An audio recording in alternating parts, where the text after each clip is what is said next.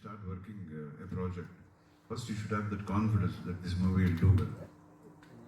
And for me, I mean, though nobody is genius in this film industry, at least with little experience, I can see that okay, there is some positivity in this. And நம்ம பாசிட்டிவாக பண்ணும்போது guarantee எல்லாம் வந்து மக்கள் எடுத்துக்கிறாங்கன்னு நம்ம சொல்ல முடியாது. But எடுத்துக்கிட்டா நல்லா இருக்கும்னு. Something is better than nothing நம்ம சொல்லலாமே. Let us do. There should be a purpose in film making.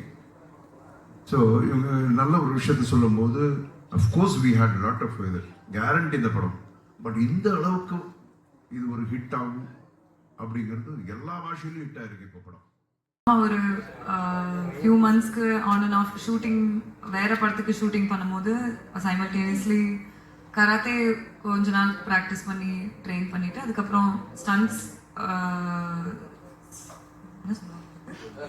Training அதுவும் பண்ணிடுவோம். ஜிம்னாஸ்டிக்ஸ்னா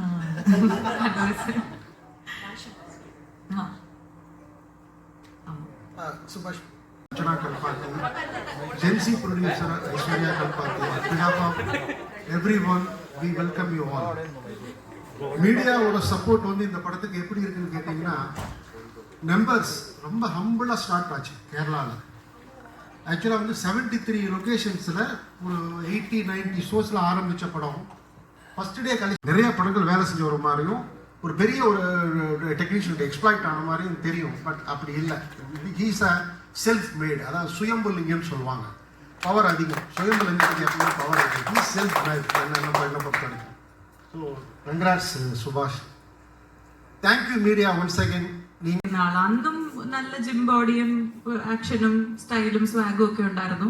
ഇന്നും അത് ഇച്ചിരി കൂടിയിട്ടേ ഉള്ളൂ, അല്ലാതെ വേറെ വ്യത്യാസമൊന്നുമില്ല.